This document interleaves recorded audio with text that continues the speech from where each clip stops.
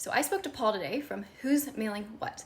Now, I can't believe I didn't know about this. It is a goldmine of pieces of direct mail. So it is for-profit marketing, and you can search by segment. It's also nonprofit fundraising, and it's anything that goes in the mail. So I'm excited. I can't believe I didn't know about this. Can't believe I didn't. When you go into Who's Mailing What, you're going to not only see the piece of direct mail, you're going to see a rating that they've given it.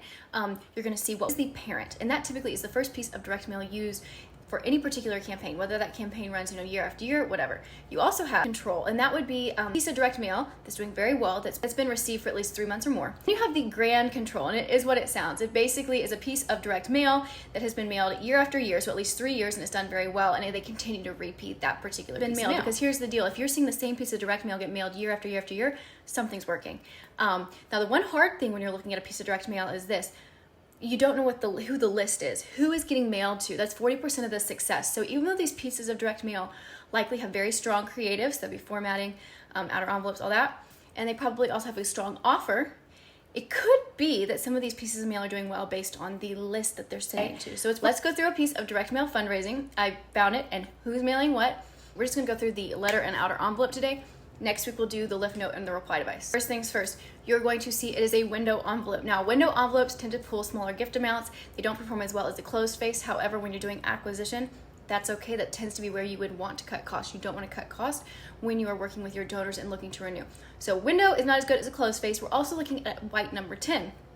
Typically, when possible, you don't want to use a white number 10 because everybody's sending a white number 10. If you can do a 6x9, you could do a large size envelope. If you could use a color, anything that makes it stand out in the mail. What's very cool so here is we have a person's name. So the sender is not just a blank nonprofit. So this is Partners in Health.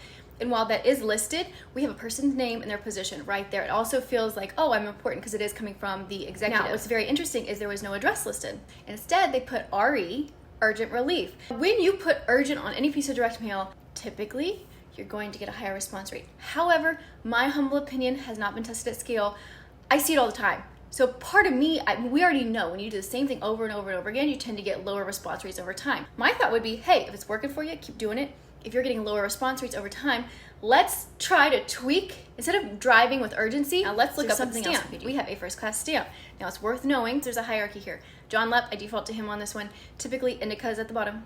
Then we have like a meter. And then the next one up, we have a first class stamp, which is really good. If you can do that, great. And then above that, we have a commemorative stamp. A commemorative stamp is just like a first class stamp, but it's normally made in limited quantities, and it normally, highlights a person or something very important that's happened. So when possible, use a first class stamp. You will have higher response rates. Especially the tagline is immediate attention requested. It's interesting. It also says electronic service requested. So this will get open. It kind of looks like a bill or something very important. I'm not sure you would want to look like a bill. However, if your copy, your offer, your creative is strong, you want to make sure that gets open. And if this gets it open, it's done its job. Okay, so we're moving on to the letter itself. Let's talk first about eye tracking. Where do the eyes go first? Almost always it'll go to that top left-hand corner. That's normally where you're going to want to put the offer. You are invited, something that draws them in and makes them want to read. You don't want to put your logo there like they've done. The second place your eyes go will be to the name. Are they calling me by name? You will see there is no name.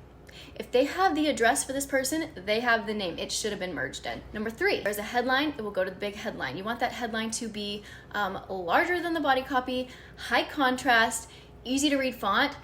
If you're going to use reverse type, be careful. Readability is going to go back up to the top left. Who's talking to me? What do you want? Why are you writing? And we tend to check and make sure we are the desired recipient. Eyes. Next, go to the back of the letter, whatever the last page is. They look at the signature. Again, who's writing to me? Is it human?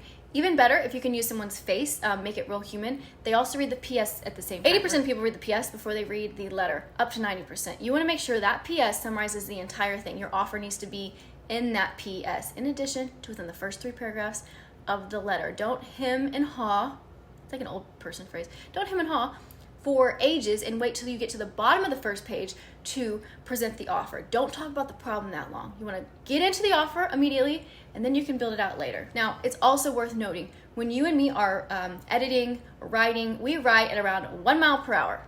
When we read, it's like 100 miles per hour. That's bloomerang, I don't know that. I feel like my eyes go 200 miles an hour, but they go fast. Keep that in mind.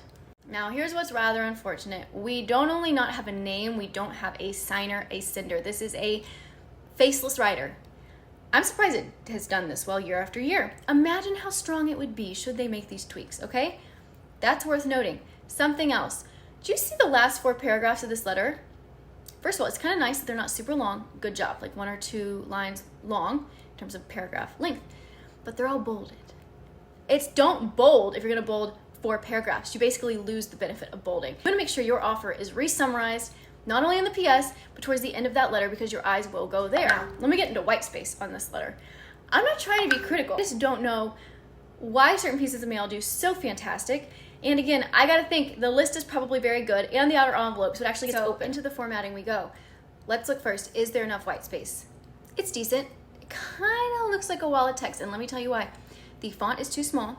Also, there are no indents. You need to indent your letters. Emails don't have to be that way. You need to indent your letters. Multiple points of entry. Something else.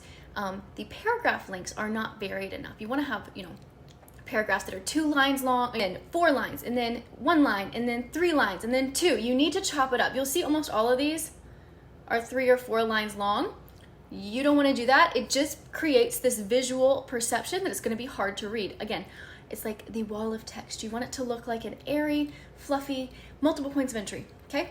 So that's that. Look at the back. We do have bullet points. Bullet points are really, really good for communicating and making it look easy to read. Here's something to note. Most people read the first bullet point, the second bullet point, the last bullet point. So you want to make sure your most important points are 1, 2, last.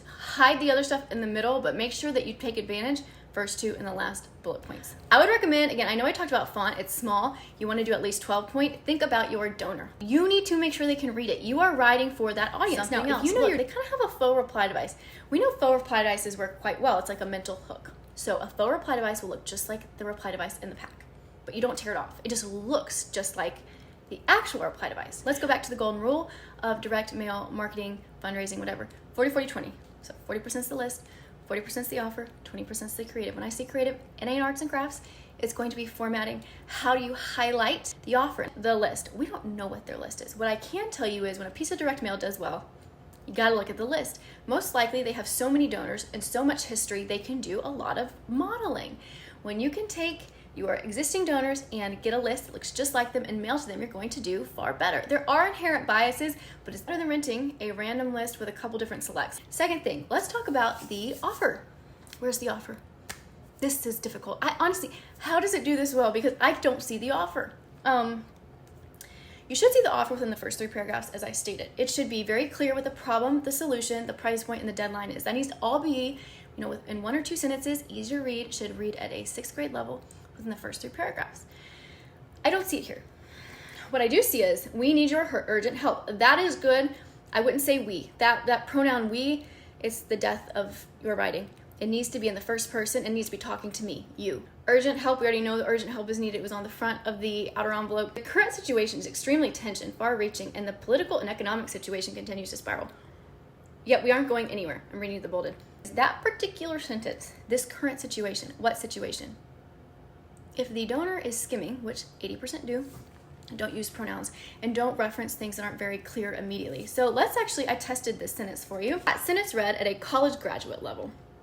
Great. So we are being very exclusive, not inclusive in our fundraising. What is the situation? What is far-reaching? What are economic roadblocks? What is political? That's what I want to know. I rewrote it for you. Earthquakes have destroyed Haiti, period. Hunger is everywhere, period. No one helps each other, period. The police and politicians are dirty. Now, excuse me, I'm not trying to be pejorative. I'm just trying to write and just show you kind of what I'm thinking.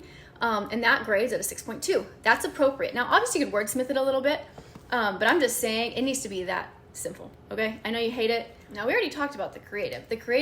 The outer envelope looked pretty good. The letter itself had a lot of formatting issues, but the creative isn't atrocious, but we do know bad formatting, bad creative will kill a perfect piece of direct mail. Now, it can't save it. It will kill it, though. Worth noting. Let's talk about the copy itself. Start of the first sentence was bang on. I'm writing you today, too. Everyone's asking, why are you writing to me? What do you want? Stephen Screen often recommends starting your letter like that. I'm writing you today, too. You can take it out later, but it keeps you focused and on point. Now, the sentence itself is a poor onboarding sentence. Think of it like an on-ramp. It needs to be easy. This is a very difficult sentence to read, so I am not a fan of anything past I am writing you today. People aren't even going to finish it. What they will read is, we need your urgent help. Now, again, I talked about we.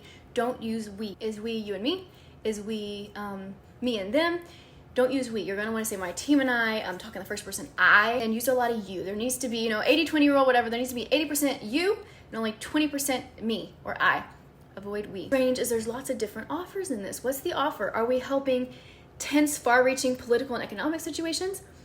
Are we helping with earthquakes? Are we helping with a remote location of the second epicenter of the earthquake? Are we helping with medicine, supplies, and trauma? What about making a difference? It's just very, very confusing.